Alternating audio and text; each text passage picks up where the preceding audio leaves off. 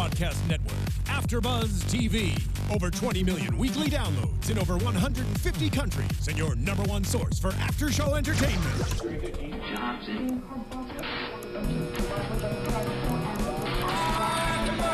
AfterBuzz TV, the destination for TV superfans. Producing after-shows for over 300 of your favorite TV shows. Interviewing celebrities and showrunners. And bringing you behind-the-scenes exclusives. All thanks to E! Entertainment's Maria Menounos, producer Kevin Undergaro, and internet leader Akamai. Now, let the buzz begin! That's right.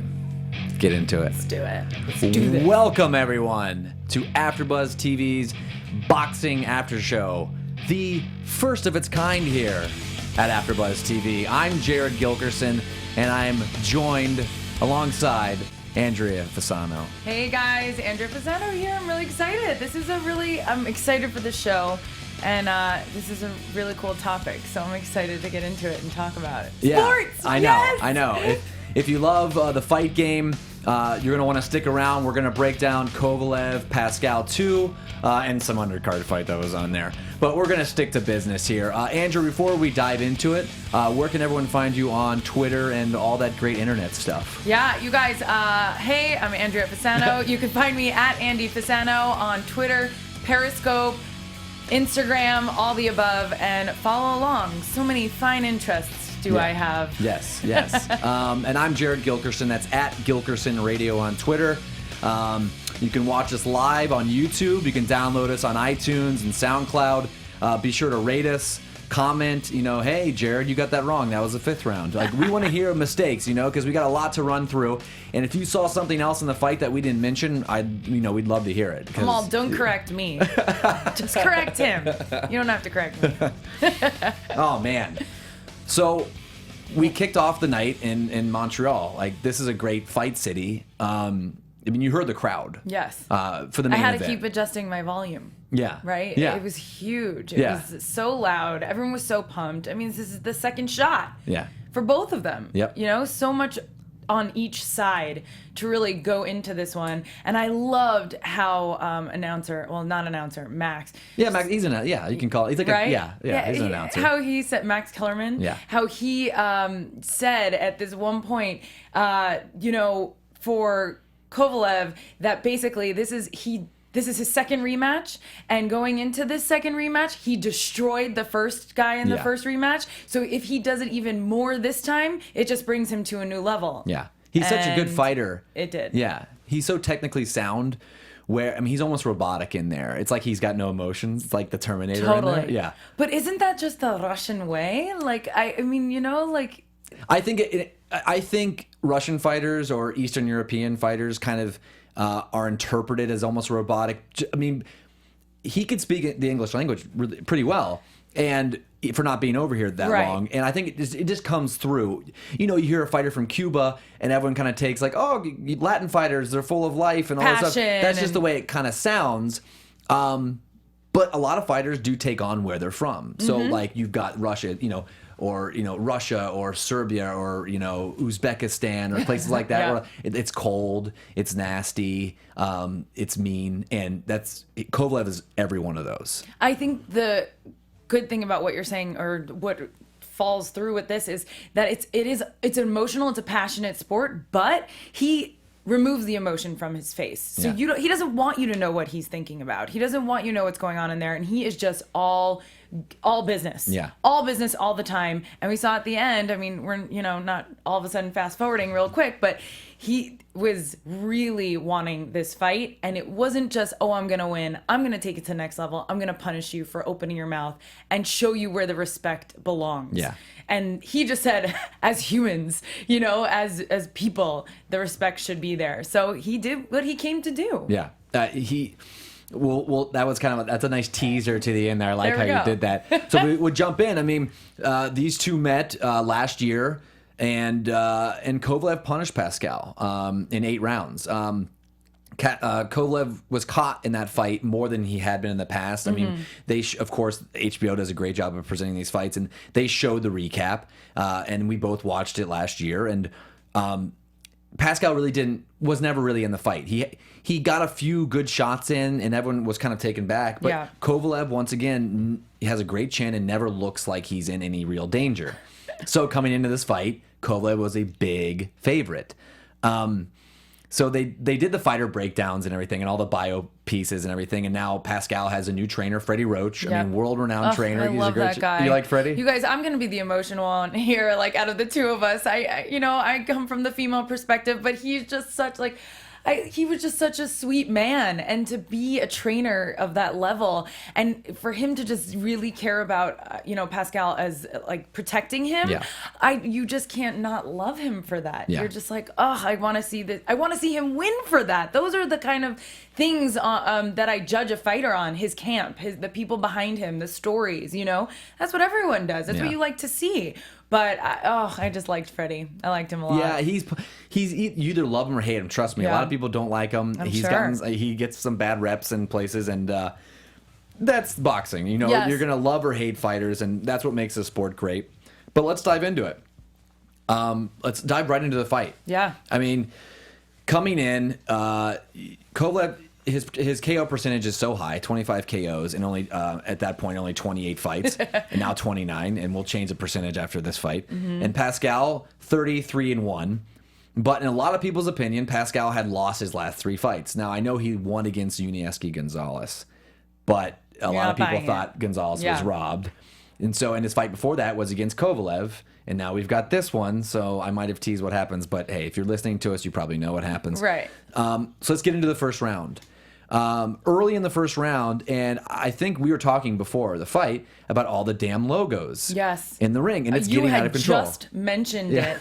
And I think we even saw, not in a commercial, but something that promoted that where somebody slipped or something happened. Oh, from the last fight. Yes. Pascal slipped the last fight. Right. So it was, and I'm looking at it going, why would that is so bad to have. I mean, with how much money is surrounding this entire fight or fights in general, how do you not create logos or some kind of surface where this doesn't happen? Yeah, it happens a little too often. Right. Yeah. I mean, even the announcer said it twice throughout the fight that, something, and then you have the logos.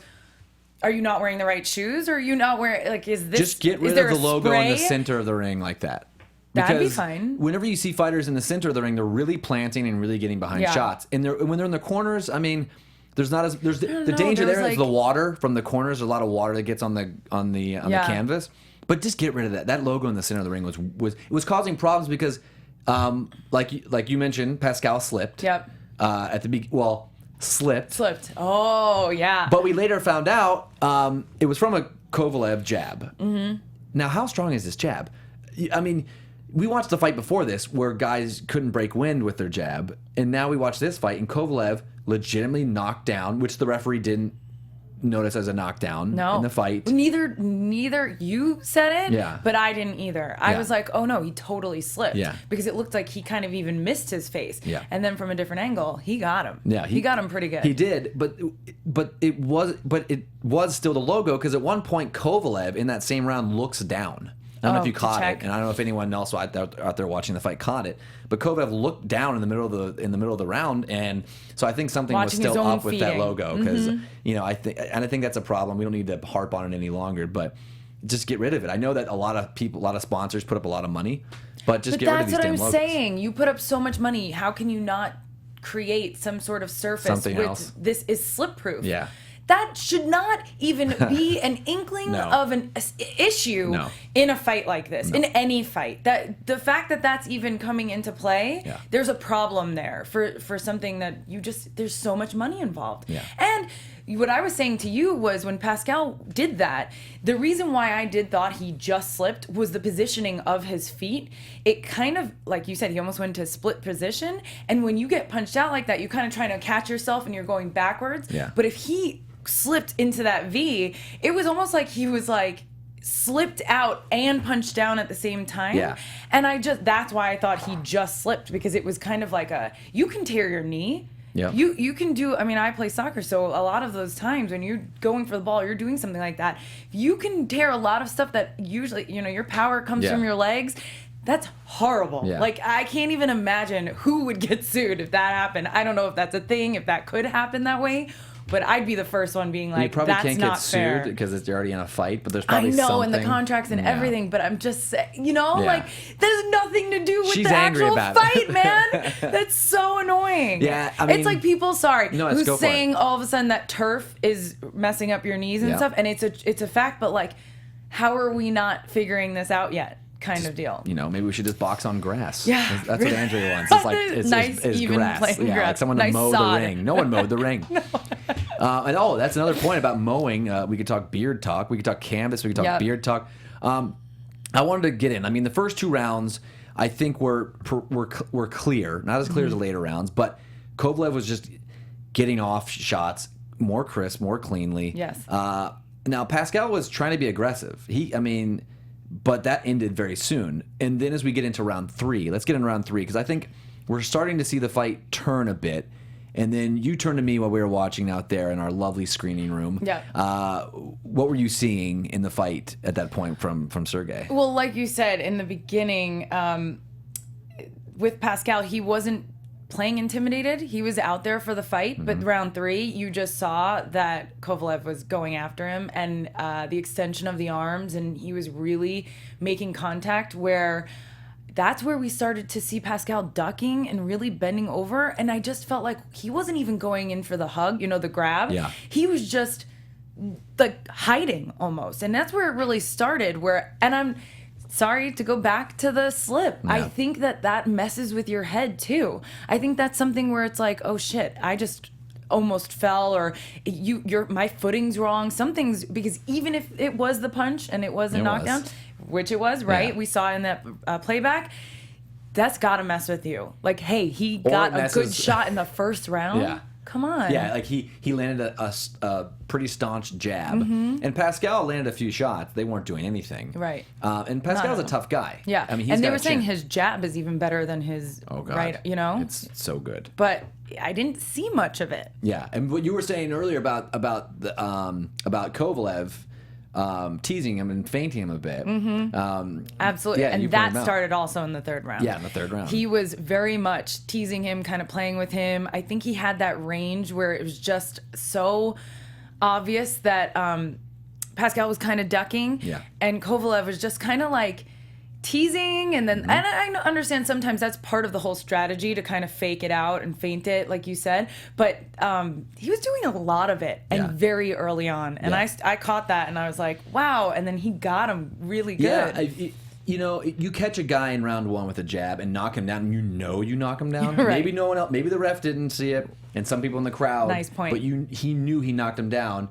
I think that added on to what he did in the first fight, which was dominate him and get a stoppage.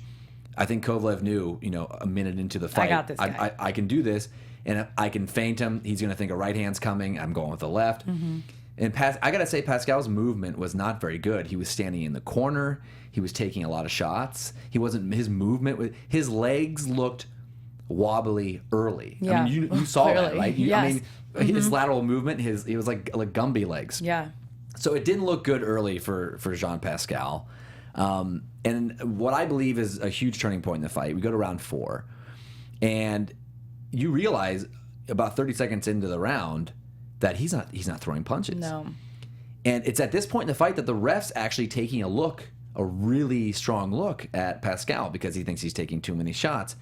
And we find out at the end of the round he landed 2 punches in that round. You're in your rematch that you probably begged for, and this is round 4. I don't know if anyone begs for Sergey Kovalev.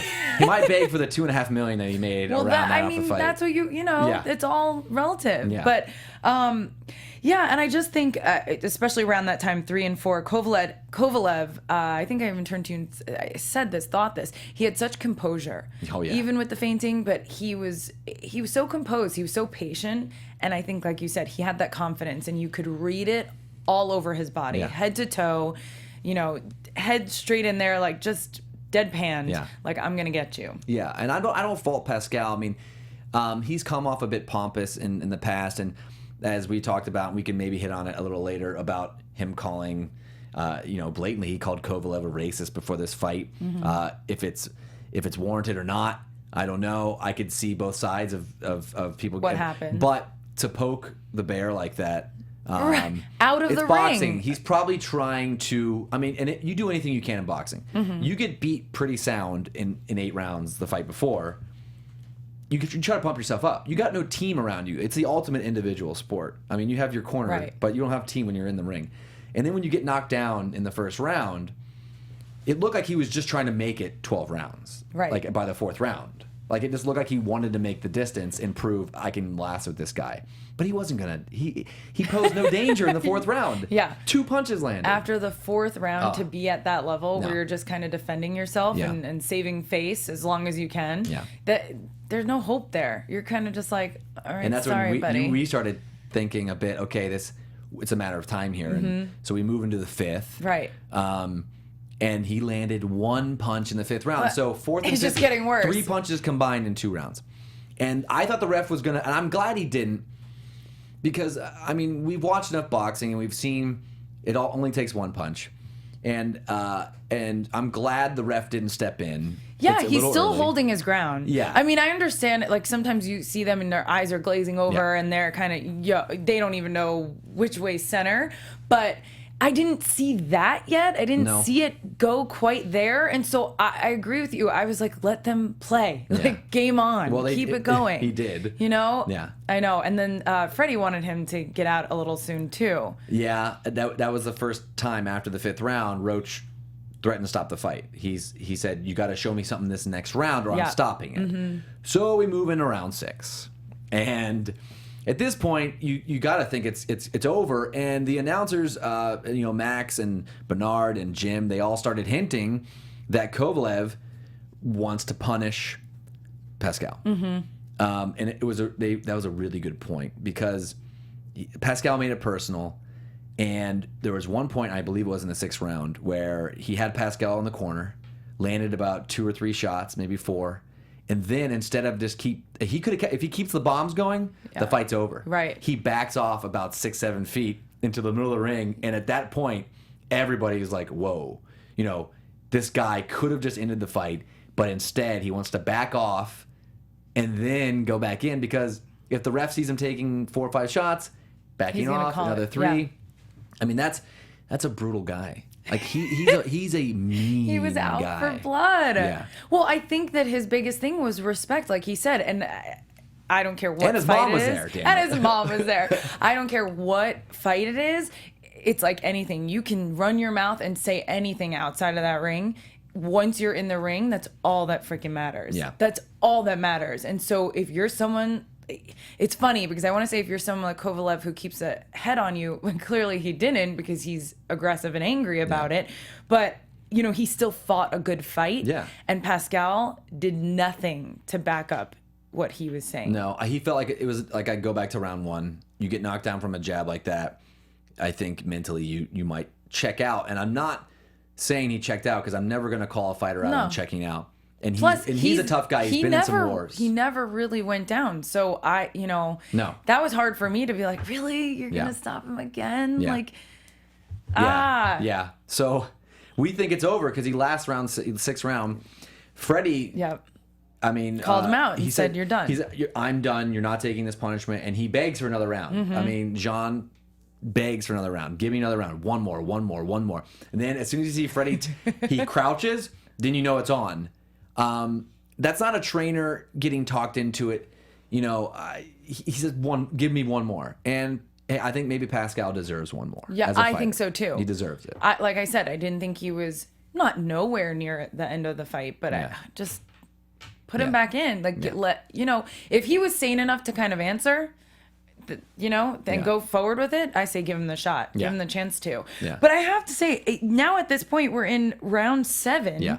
And you're talking about more than half the fight that he hasn't thrown 5 punches. Well, he's thrown. Landed Maybe at that point. 5 punches. We have the final punch stat, but Do you know you're not what I far mean? off. So exactly, I'm Yeah. being No, dramatic, you're but close.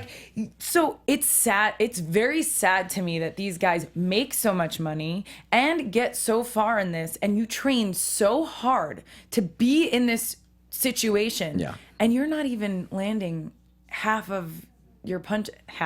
You're not landing No. anything in the middle, of half the fight. And I just don't know how it gets up to that. I'll never understand that about boxing because it's unbelievable to me. The shape, the energy, the everything with weight, all of the specific training they do, the specialists they have around that still nothing can help or prepare you for a certain opponent that's just going to kick your ass. Yeah, exactly. It's certain punched anywhere. He was getting punched a lot in the back of his the shoulders and that takes a toll too. It has to. Yeah. Has to. You can't prepare for that when you're in a training. Nobody's punching you in the back of the neck. No. You know what I mean? You don't know how your body's going to react to that. Yeah, and he's lunging. He's causing a lot of the it. slips. I was going to say. Just the As soon as- ill-prepared footing. Yeah, he was. Yeah, we were saying early in the fight that he was lunging, and then because of his lunging, he was getting hit in the back of the head, or he was getting hit on square in the chin. The 7th round, honestly, I thought the 7th round was actually one of Pascal's better rounds because he knew, hey, this is it, all or nothing, and he actually landed a few clean shots on Sergey, but finally it wasn't enough. I think Freddie could see through it. He's like, okay. He's still getting beat up too much. He doesn't have a prayer in this. Why go out for another, 3, 4, 5 rounds and have him go through punishment? There's no reason for it. Sergey's got the fight in the bag. That's actually something that I was going to bring up between the Mayfield and Mikalenko because the undercard. Well, the comparison I was going to make is that it's funny because it's kind of an endurance thing. So kind of to the point that I just said, but also going against it. You have these fighters and the training, I guess, does keep them in endurance wise, that it's kind of amazing if you give them just a certain amount of rounds to kind of get it out of their system where they're defending themselves. All of a sudden they'll come back for the heat, with just one last round of aggression and really finally putting some combinations together. I mean, he wasn't even getting single punches. So to go, and Freddie's asking him, just do the combinations like we said. Okay, good luck. Yeah. He had a few at the air. I saw a few at the air. He hit the air. That was good. Yeah. But it is impressive to me that sometimes these guys who are getting really seriously defeated come back towards the later rounds with, some impressive punches. Yeah. And or combinations. It's that reserve tank you can go to. That's what I'm saying. Yeah. I mean, there's something to be said for that. Sure. Absolutely. There's something to be said. A thing. You have to say something about it. Yeah. Yeah. And it has been said. Yeah. So we get the final winner. We get Kovalev because Freddie ends up stopping the fight, and Kovalev wins technically by 7th round TKO. At the end of the 7th. And we run through the punch stats. We can just run through it here. I mean, Kovalev landed 165 of 412 total punches. That's 40%. That's a really good percentage. Jean Pascal only threw 108 punches and landed 30. That's 28%. Now the percentage isn't bad. If he could have thrown 3 or 4 times as much. It's just, as soon as he got punched in the mouth, you're right. He knew he was outclassed. But I was surprised because, to not throw, he probably only threw, because 108. So I would say in rounds 3 and 4, he was probably only throwing maybe a max of 20 punches in those rounds. That's just not going to get it done. No. Sergey threw 412 in 7 rounds. And he is really huge, good. Dude. That's all I kept saying the whole time. He fights tall, but he does fight tall. Yeah, but he's only he's 6 foot. I know. So and Pascal's 5'11", so he's got an inch on him. But it seems like so much in the ring. It doesn't help. It doesn't help when you bend down and make yourself small like that. And right. Yeah. He constantly at his waist. Yeah. Constantly. Clubbing. And the power shots weren't any better. No. Power shots, hooks, uppercuts. 78 of 202 for Pascal. That's 29%. And Jean Pascal, 33%. But 16 of 48 power punches. And at the very end, they show the CompuBox numbers where it hit on the body, and Sergey Kovalev hit 118 shots to the head of Jean Pascal and 47 to the body. That's a lot of good. That was an amazing. The body shots. Yeah. Those jabs and those straight rights to the body take a toll, and that more than anything, that just as much as that jab to the head that knocked him down in the first round. Right. 47 punches to the body in 7 rounds. Will slow you down. Yeah, a little bit. Yeah. And so Jean landed 20 punches to the head and 10 to the body, which is just nothing. So Sergey rolls. He rolls to the victory. Were you wondering why? I know you spoke a little bit about him punishing him, so you wanted to kind of keep him in there and, for that reason. But were you wondering at all why he didn't just take him out? Or if he could? I think everyone in the building knew he could. Yeah, I know. That wasn't the concern, and it was kind of when. I kind of wish he went on a little bit more of a flurry to knock him out. To attempt to, But right? I think Sergey might take more pride. He's a guy who might take more pride in the guy's trainer saying, no mas, no more. So I think he might That's take more interesting. pride on, hey, I made you quit while you sat on your stool. I thought you were going to say I made your trainer cry. Oh, well, Which maybe he that probably too. Did. I don't think Freddie's crying. He's probably celebrating all the way to the bank for this one. Right, yeah, right. He's got tons of fighters, tons of money. He's good to go. But still, you isn't get that- involved, yeah. and that becomes kind of like your child for a moment. You're protective over it. For a I minute. mean, you can imagine. Yeah. But I agree with you. I think that's a really good point. Yeah. That you think he took more pride in that he took making him quit on kind the of stool? pity on him, almost like you're Yeah. not even bothering. You're not even like worth my time to knock out Yeah. because we already see that I've dominated this entire fight. Yeah. Basically. Yeah, and this is kind of I love fighters like this. I mean, I do love some fighters who are good. A lot of times you'll see fighters fight and they hug at the end and they're friends and that's fine. I don't mind. I like sportsmanship as much as anyone else. But if you don't like Sergey Kovalev after the fight in the ring, then I don't think you like boxing, because boxing it's just you're a showman. You're entertaining and it's turning more into professional wrestling a little bit. But it's always been that way. I mean, it was kind of pro wrestling before pro wrestling. There was fights in the ring, fights at promo events. Pascal lifted him up at one point. Oh, Lifted well, yeah, Kovalev, that right? was like a wrestling move. Yeah, I in the know. middle, in the middle of that way. Yeah, he pretty much tackled him, and Jim Lampley said you'll see that a lot on the Right. Super Bowl on Sunday. But a lot of times you'll see guys talk trash. Yep. And then after the fight, they hug their Yeah, we're opponent and they okay. say, "Hey, man, great fight."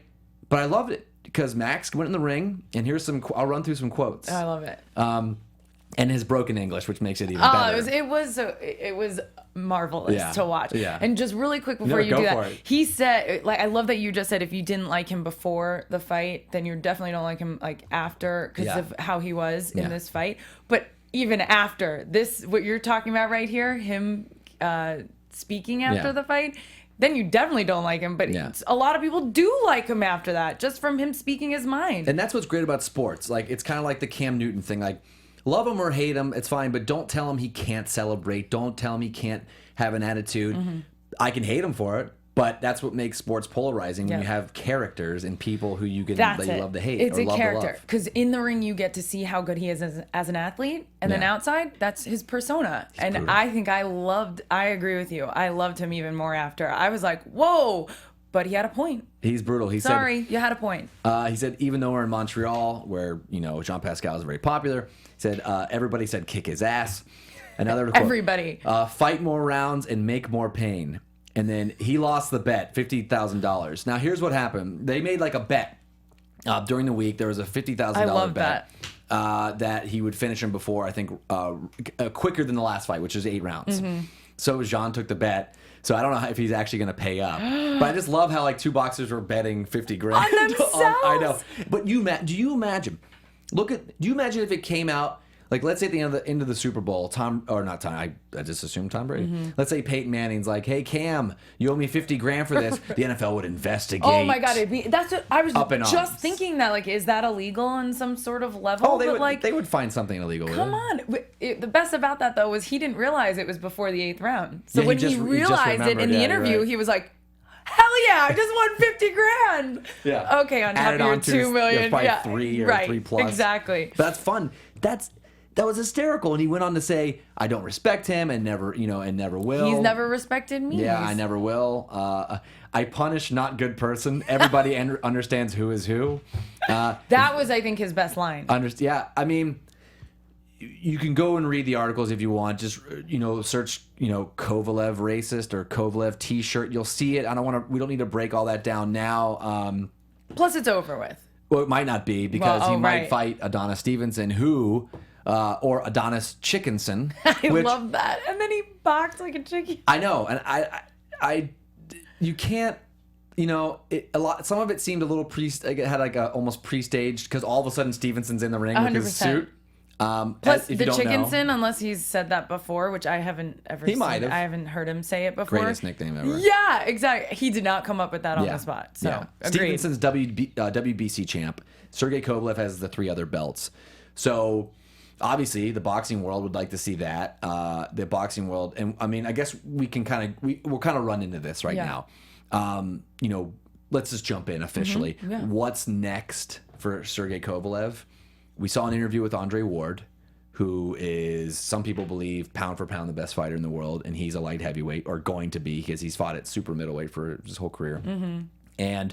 But I'll bring up his box rec here, or his stats. I'll give box rec a shout out. But as Andre Ward, he just hasn't been very active. He hasn't fought. He fought in June of this past year, but before then he hadn't fought since November of 2013.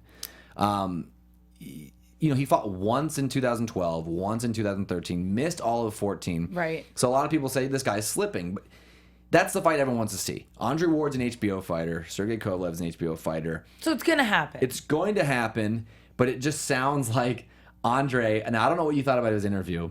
I loved it. Andre Ward, he's great on TV. He's not. I was just gonna say he's not only a great fighter. I mean, he's excellent in interviews. He's great. He'll be on TV when he knew exactly what to retires. dodge. He knew exactly how to talk to the interviewer, and he was not tripped up by any of the words that he was saying. So, but vague as all hell. So vague, like most but boxers. I loved it. Yeah. And it wasn't just. Sometimes you read them and it's the PR people's words through them. And they're very uncomfortable. He's so comfortable, and then all he'd do is turn back and go.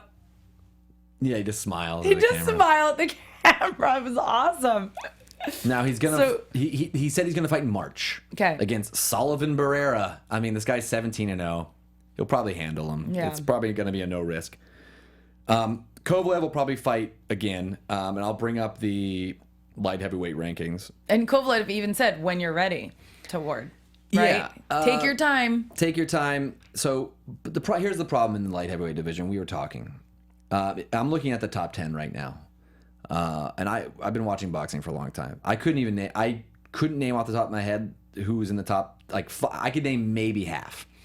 We're not going to see him against Adonis Stevenson. We'll jump into that in a minute. Mm-hmm. Why? And then Andre Ward technically isn't ranked in the light heavyweight rankings because he's still super middleweight, but he will be as soon as he starts fighting in the light heavyweight ranks. So who does he fight?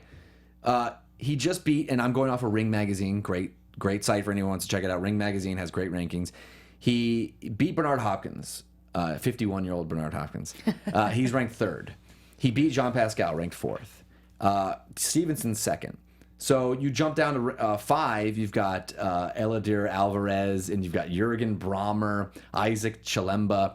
These people who are decent fighters, but he's already crushed a top 5 fighter in Pascal twice. Mm-hmm. Hopkins, a Hall of Famer, once. He crushed him. So, he just has to stay busy until he fights more. Are you like, what are we waiting for? That's the bad thing about boxing. You got to wait for these contracts to be signed. There's a lot of politics. It's like, just get it. Let's just do it. And I'm going to propose. I'll propose something to you. Do you just have him fight someone like Bernard Hopkins again, who that'll sell tickets and sell a fight on TV, and have him do another rematch? Why? Or do you have him fight someone who's another up and comer in the division? Like, which way would you go? I would say with the that? up and comer for sure. Yeah. Bernard does not look it at all, but being 51, I just think that's a little out of range. I think that's unfair. I think that's not worth it. For really, a rematch. and I wouldn't want to see that. Yeah. I would want to see him against an up and comer, but somebody who really was. Maybe he didn't have the numbers yet, but that somebody really scouted and sought out and was like, this could be a decent match and a preparation for Kovalev. Yeah. I don't need to see a Hopkins fight again. Yeah. Hopkins is a great fighter. He's going to the Hall of Fame. But why not someone like Isaac Chilemba? The guy's 24-3-2. He's kind of been around, but he's lost. He looks vulnerable, and that could be good. Hey, I beat another top 10 guy, another top 10 guy. So if you just keep knocking, pick someone else on the list. And I know there's a lot of red tape with some of this stuff. Yeah. But I don't think he's going to get a shot at someone like Alvarez, who's 19-0, because his camp, there's no way they want him to lose his. You want to build a guy up even more.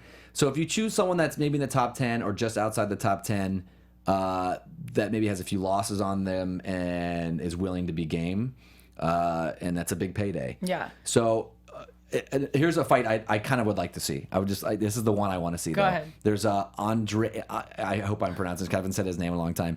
It's on Andre Fonfara. It's Andrzej. Interesting. Yeah. Fonfara. Fonfara, he fought Julio Cesar Chavez Jr. and beat him up, and I think he could. He's a tricky fighter, and I think that could be a fun fight against Kovalev. So that's the fight I'm proposing: Fonfara and Kovalev. I'm not sure if they both. I think Fonfara might be a Showtime guy, which brings us into the Stevenson battle. Yep. Mm-hmm. So I want to get into this because I've been watching a little longer than you, but. When Adonis Stevenson ran into the ring after he was called Chickenson. Yeah. Well, I mean, not staged. You want to promote a big event, so why not go in there and talk trash? I think they really hate each other. I think the hatred's real, but why not pump it up? Well, and so what did you think about when he ran in? If it can't happen, then there has to be something behind the fact that he was ready to go. Him and his entire camp was just sitting there ready to like bust through as he was mentioned. Really? Yeah. But the what is that word? Where like the teasing of taunting. Taunting. Yeah, thank taunting. you. The taunting of Kovalev for him was just perfect. Yeah. It was beautiful. Yeah. But you're right. It felt very wrestling. It does sometimes when there's no punches thrown. Yeah. I think there's some real hatred because Kovalev doesn't. He says what he wants, and he's talked a lot of trash about Stevenson. I mean, look up the T-shirt. Everybody, look up the T-shirt, and that can be read into a lot of different ways. I really hope that fight happens. Stevenson's been a light heavyweight, a good light heavyweight for longer than Kovalev. I wanted to see it happen like right then Right and then, there. in his suit. I was like, Yeah. what? Because they kept fighting, and then Max came back on to talk. But I was like, what are they saying? I was angry that like, Kovalev he was kind of pulled away by someone on his team, and he kind of walked away, and they didn't really have a confrontation. That's the thing that stinks about boxing with these TV contracts. One just signed a deal a few years ago with Showtime, Stevenson, so he fights exclusively on Showtime. Yeah. So politically, they were saying that's going to be an issue. Yeah, and that's what happened. Unless they could both make enough money somehow. Yeah. To make that work. Who wouldn't want to see that at this point? Yeah, I mean that's the fights we want to see, him against Stevenson and him against Ward. And and Kovalev's 32 years old. Ward is always injured. Mm-hmm. He needs another big fight because Ward doesn't seem like a lifer to me. Like I feel like he's retiring in the next couple of years. So you got to make these fights happen before these guys get old. We saw what happened with Mayweather Pacquiao, but they were different brands. That was Showtime and HBO. Yeah. The reason they made that work was because that was the biggest money making fight ever. But is that you just said a reason and an excuse and a loophole? So they have to prove. Why can't that happen? Well, again? they have to prove that each guy is marketable, worth it, in big markets. And if I mention Sergey Kovalev to just sit on the couch kind of fan, I don't think they're gonna know who he is. Yeah. And they're not going to know who Stevenson is either. I just think the problem with that is let's compare it. NFC, AFC. There are some teams, like I'm a Giants fan. I never get to see them play. Certain teams that I'm like, you're traveling, like just play them. I don't get those politics. I understand, but I don't. You know what I mean? With football, you've got divisions which limit. Right. I mean, like I said, I get it. But at least they're allowed.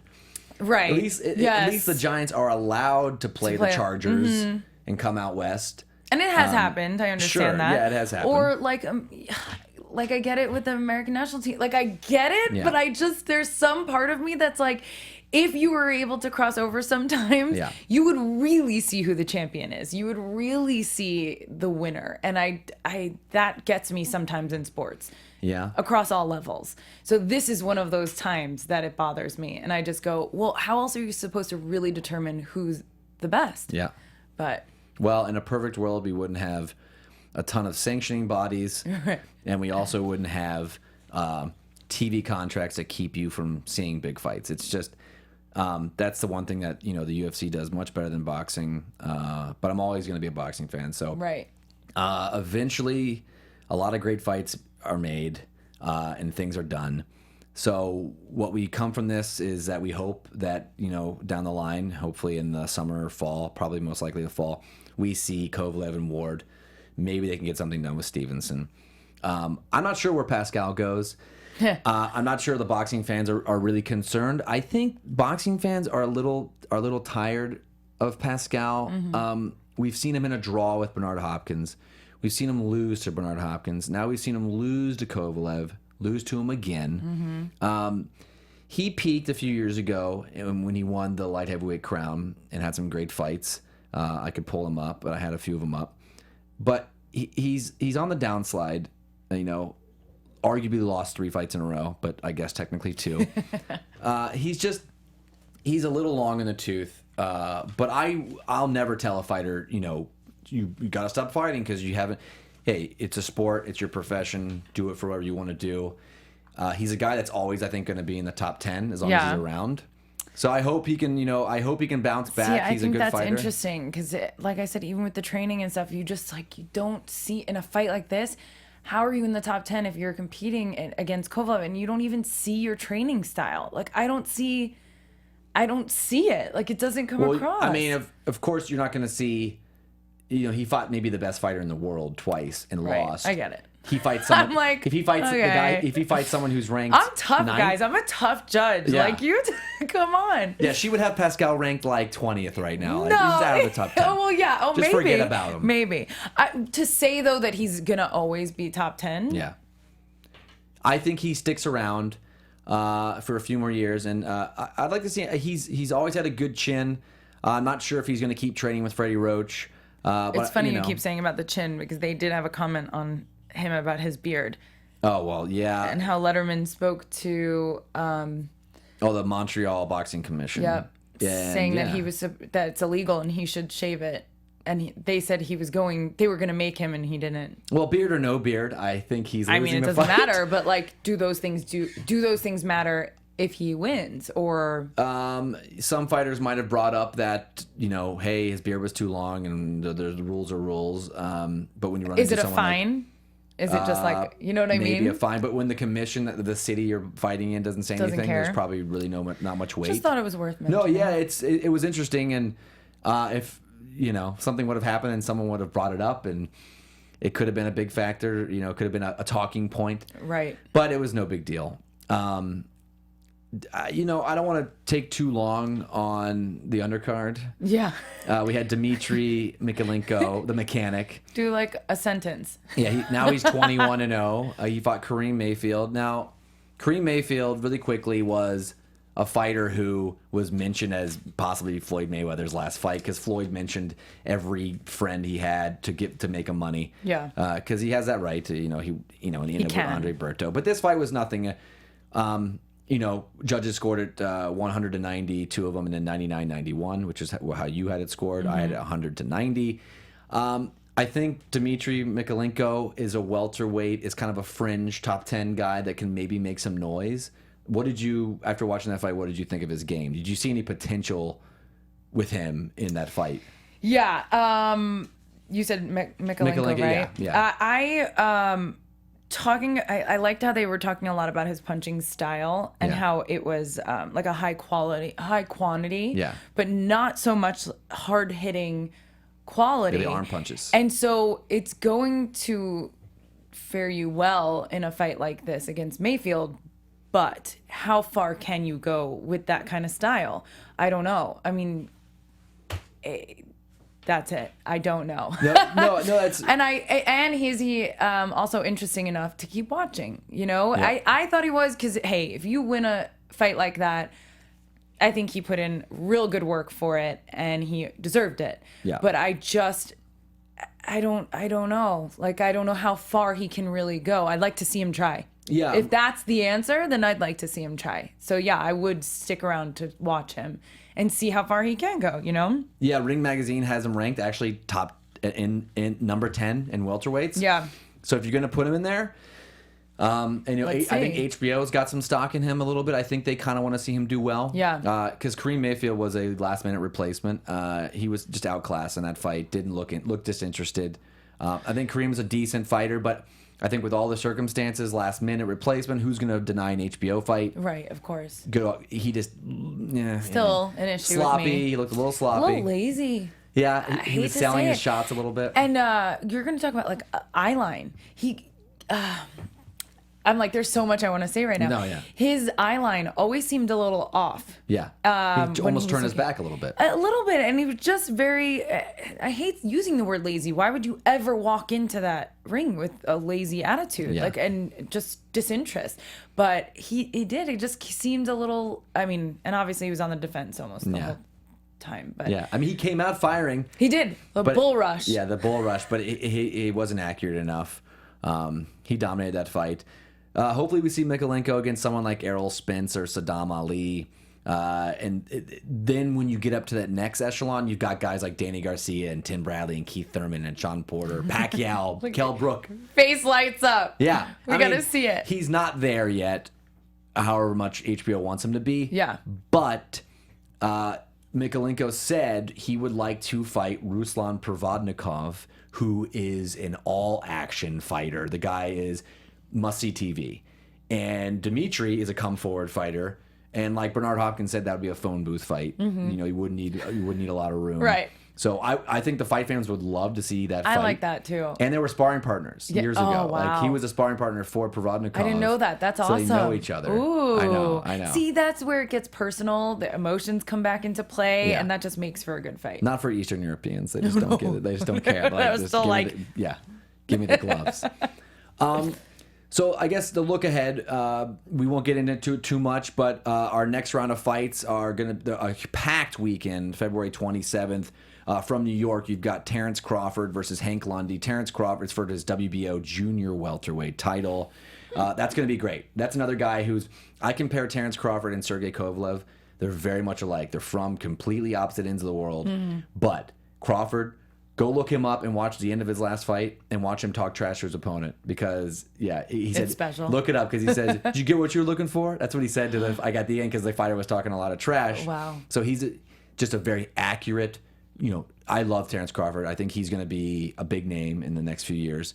And that's on HBO card. And then you've got two Showtime fights. You've got Carl Frampton versus Scott Quigg. It's for a junior featherweight belt. A lot of people from the States aren't as familiar with them. And also down the road from us in Anaheim, you've got Leo Santa Cruz, great fighter. This guy will throw, I'm not even kidding, he'll throw thousands of punches if he goes 12 rounds. Really? Yeah, over 100 punches per round, this guy, against Kiko Martinez for Cruz's WBA featherweight title. So hopefully... Anaheim, I feel like we should go see that. Yeah, maybe we'll get some credentials and head down there. Right? Yeah. That'd be awesome. And hopefully everyone else can join us. Any final thoughts on Kovalev Pascal 2? Anything that what did it leave you wanting? What did it leave you?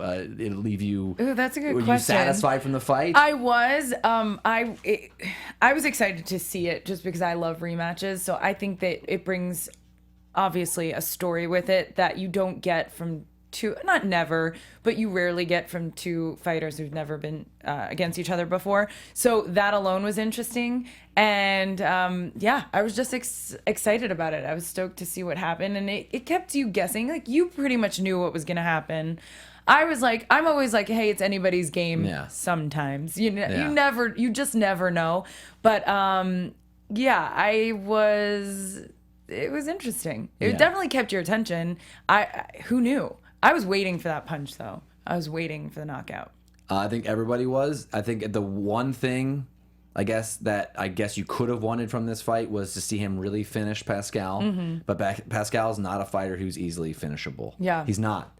And so, right. He stood up the whole time. Yeah. Kovalev got if without the dramatic knockout, this was more of a movie of a fight I've seen in a while. You had a fighter's trainer begging from the fight and saying, I'm going to stop it, threatening to stop it round by round, then eventually throwing in the towel. Then you have Sergey Kovalev saying, I beat him, I wanted to beat him and make him look bad, and who the better man, who's who in there. I'm going to humiliate him pretty much.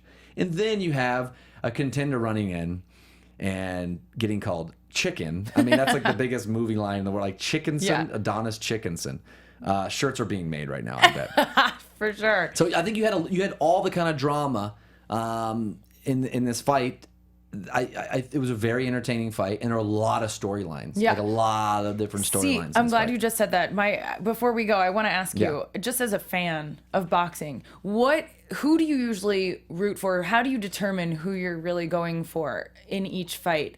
Is it the stories and is it their history? Is it their, winning percentage? What is it that makes you really pick who you root for? I'm all over the board. It has nothing to do with if someone's a jerk inside or outside the ring. I don't care. I just want to see good fights. So in the case of this fight, I think most boxing fans wanted to see Kovalev win, to stay undefeated, to get that mega fight with Andre Ward. Mm-hmm. So fight fans want to see an outcome where you're going to get a better fight because of it. But also, if in the middle of that fight, Pascal turns it around and it's a slugfest and it's an epic fight, we just want to see good fights. And I think a lot of true fight fans don't really pick favorites. Unless it's a national thing, unless it's a fighter from Mexico and it's a fighter from Poland, and it's a very prideful, almost Olympic kind of feel. Yep. That happens. But as I'm kind of unbiased, I just want to see something big come of it. And I want to see action. I want to see guys, make an effort. So, and then a little trash talk at the end of the fight, it never hurts anything. No, it was awesome. So sometimes when it's too nice, I get a little turned off. So. Because you're just guys, you're fighting. You're like a boxer. It's like when you see two guys hug that just made like a few million, you're like, oh man, what? Like I want to see some hatred in here. But hey, this was a great first show. It was a really good show. See, I usually go for back in the Contender days, I loved the underdog. Yeah. But I'm like you. I stay pretty unbiased, and then I start seeing stories until they start fighting. Yeah. When they start fighting, I'm like, oh, hands down, this guy should win. So I stay pretty unbiased, but I am an underdog rooter. But you just never know. And if they're a shit person and they're the under, I'm like, nope, don't care. Shit person. I don't want it. You heard it here first. Andrea says if you're a shit person, I don't like let's get that trending. See, but I don't think Kovalev. I don't think he's a shit person. A lot of people would say otherwise. But we'll do some research and just determine for yourself. Exactly. But he's a brutal, Make your own opinions, people. Yeah, and hopefully I get that, but that. He's in there talking about respect for another person. Yeah. I think that alone makes him not a shit person. Yeah. That's what I mean? That's the beauty about the fight game. You could be aggressive. You could be nasty. I don't know. Who you are has a lot to do whatever you want because it's one-on-one and you're trying to knock the other person's head off. So you can say whatever you want. Yeah. Agreed. This isn't like curling. No. If someone talked trash in curling, it might be a little remotely odd. Compared to even though I would probably watch more curling. Where can everyone find you again, Andrea, on the internet? Jared, this is an awesome show. I'm super psyched to talk about more boxing coming up. I'm Andrea Fasano, and you can find me at Andy Fasano on all social media platforms. I'm Jared Gilkerson. That's at Gilkerson Radio on Twitter. Use the hashtag ABTVBoxing. This is a pleasure. Hopefully we'll be back here February 27th. That's a Saturday, so hopefully the Sunday after or somewhere down the week there we can break down this huge fight card that weekend. I'm excited. 2016 looks like a great year for boxing. It is, and keep the conversation going. Yeah. Definitely use the hashtags and write to both of us. Let us know what you think. Yeah, I'd love to hear everyone's predictions and what they're looking forward to, and then hopefully I'd love to have a fan call-in show. So down the line we'll have some fans call in, and we'll just talk boxing all day. So until the next one, we'll see you guys later. From executive producers Maria Menounos, Kevin Undergaro, Phil Svitek, and the entire AfterBuzz TV staff, we would like to thank you for listening to the AfterBuzz TV network. To watch or listen to other after shows and post comments or questions, be sure to visit AfterBuzzTV.com. I'm Sir Richard Wentworth, and this has been a presentation of AfterBuzz TV. Box you later. The views expressed herein are those of the hosts only and do not necessarily reflect the views of AfterBuzz TV or its owners or principals.